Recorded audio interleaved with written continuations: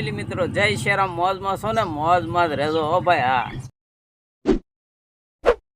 જય શ્રીરામ મિત્રો તો આ ઠારામાં હનુમાન દાદાના સાનિધ્યમાં આજે મોંઘેરા મહેમાન આવવાના છે તો હું ત્યાં જાઉં છું કોણ મહેમાન આવે સ્ટેપ બાય સ્ટેપ મારે સુધી તમને બતાવવાનું છે તો અમારા વ્લોગમાં તમે બિના રહેજો જય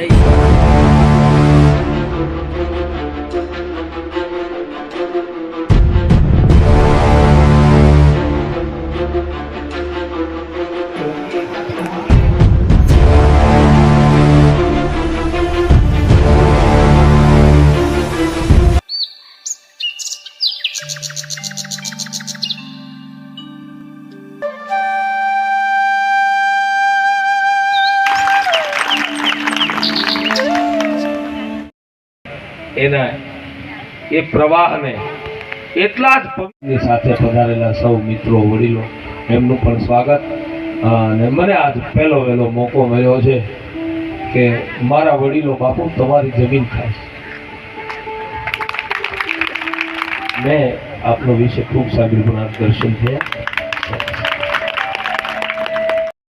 ઓલામાં લખ્યું છે કે હું મનુષ્યમાં રાજા છું અને એ કદાચ બીજા રાજાઓને મેં તો જોયા નથી પણ અમારા વડવાઓ પાસેથી મેં સાંભળ્યું છે કે પ્રજાવત્સલ જો કોઈ એવો રાજા આ જગતના પટ ઉપર થયો હોય રાજાઓ થયા છે આપને અનુભવ નથી બીજાનો શું કામ એટલે માં ભગવતી પાર્વતીજી ભગવાન શંકરને પૂછે છે કે તમારો અનુભવ શું કહે છે રામ બાબતમાં તમારો અનુભવ શું કહે છે એટલે કહે છે કે નિજ અનુભવ કાગભૂષણજીની સામે ગરુડજી પ્રશ્ન કરે છે તમારો અનુભવ શું છે રામ વિશે બધા જ ભરદ્વાજ પૂછે યાજ્ઞવલ્ક્યને માં ભગવતી પાર્વતી શંકરને પૂછે ગરુડજી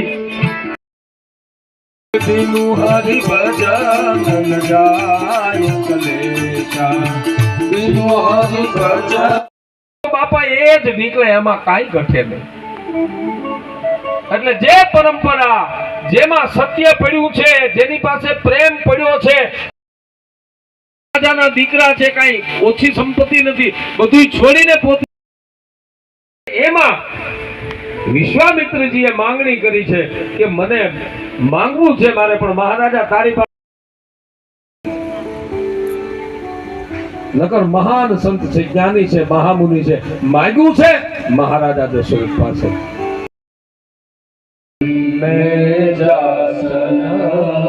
પણ અમારા હૃદયનો ભાવ માનીને આપ સ્વીકાર કરજો અને હવે હું જયવીર રાજસિંહ બાપુને કહું કે થોડું સાહેબ માનનીય દિલીપ બાપુ મારા તમામ વડીલો અહીંયા બિરાજમાન નારી શક્તિ માતાઓ આપ સૌને મારા જય માતાજી અને પ્રણામ ચાલતા ચાલતા બાપુ સાથે એક જ વાત થઈ હતી કે ગામ સાથે અને ખાસ કરીને સરપંચ સાહેબ સાથે એક અલગ જ પ્રકારની લાગણી છે આપ તમારા સરપંચ સાહેબ છો અને હું આજે જે પણ છું પ્રાતસ્મરણીય પ્રજાવત્સલ મહારાજા કૃષ્ણકુમારસિંહજીને લઈને છું જે ભાવનગરથી આ દેશમાં લોકતંત્ર અને લોકશાહી આવી છે વધારે સમય નથી લેવો એક જ વાત કહેવી છે લોકતંત્ર અને લોકશાહી ભાવનગરથી આવી છે એટલે અહીંયા રાજા કોઈ નથી રાજા એક જ છે અને એ છે અમારો મહાદેવ હર હર મહાદેવ ઓમ ભૂર્ભુવસ્વઃ તત્સવિતુર્વરેણ્યં ભર્ગો દેવસ્ય ધીમહિ ધિયો यो नः प्रचोदयात् बोलिए रामचंद्र भगवान की यो मात की ओम नमः पार्वती पतये हर हर महादेव આજના આ કલસાર ગામની ભૂમિમાં જેનો દિલનો નાતો છે જેનો હૃદયનો નાતો છે એવા આદરણીય ભાવેણાના યુવરાજશ્રીને મારા પ્રણામ દરેકને ભાઈઓ બહેનો માતાઓને મારા જય સિયારામ નકર તો કથામાં તો બાપુ બેસી છે પણ કથા આપણામાં બેસે ને એવું કંઈક થાય આ કથા ગંગા છે આપ સૌ જાણો છો બાપુના સત્સંગમાં સાંભળતા જશો કે આ કથા છે ગંગા છે પેલી પણ એક ગંગા છે એમાં પણ સ્નાન કરવા જઈએ એમાં તો પાપ ધોવાય જ બાપુ જે મોટી ગંગા જે છે હરિદ્વારમાં વહે છે એ ગંગામાં સ્નાન કરે એટલે પાપ ધોવાય જ જો શંકા વિશંકા શ્રદ્ધા ન હોય તો ન ધોવાય પણ જો શ્રદ્ધાથી સ્નાન કરીએ એટલે એ પાપ ધોવે છે. પણ આ કથા ગંગા જે છે, આ કથા ગંગામાં રામચરિત માનસમાં લખ્યું છે કે કા કપીક બકહુ મરાલા. બહુ સમજવા જેવી નાની એવી વાત છે. ભગવાનના નામમાં મળે, સત્સંગમાં મળે એ શાંતિ ગોતવી તો એ શાંતિ સાત્વિક છે. બાકીની બધી શાંતિઓ રાસિક છે. એટલા માટે આપણે શાંતિ લેવી હોય તો આવા ભગવાનના શરણમાં, ધર્મના શરણમાં લઈએ. બસ એ વાતની સાથે મારી વાતને વિરામ આપું છું. બધાને જય સિયારામ. ઓમ નમો નારાયણ. ગુરુદેવની જય હો. યુવરાજસિંહ પધાર્યા, સાથે સરપંચ, એમનું મંડળ, બાપુ પધાર્યા અને અમને બળભાગી બનાવ્યા છે.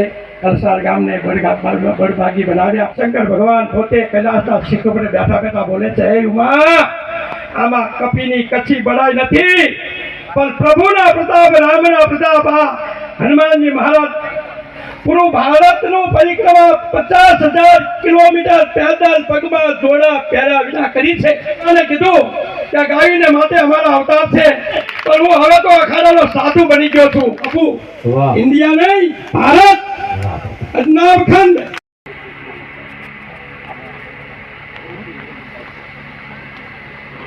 તાળીઓથી વધાવીએ અને સ્મૃતિ ચિહ્ન અર્પણ કરશે. બોલ હનુમાનજી મહારાજની જય. ગિરી બાપુને વિનંતી કરું કે ઓમરામ બાપુનો પણ સાલ ઓઢાડી.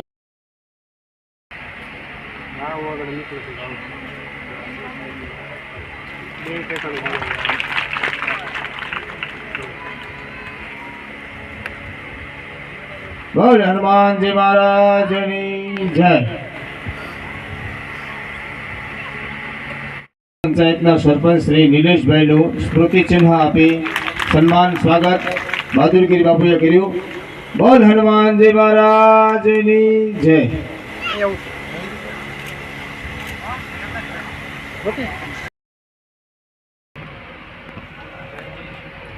મહારાજ કોરે. હાલો જય શ્રી રામ મિત્રો. તો હાલ અત્યારે આપણે આ વ્લોગ પૂરો કરીને ફરી મળશું એક નવા વ્લોગમાં. તો અમારા વ્લોગમાં બિના રહેજો. જય શ્રી રામ.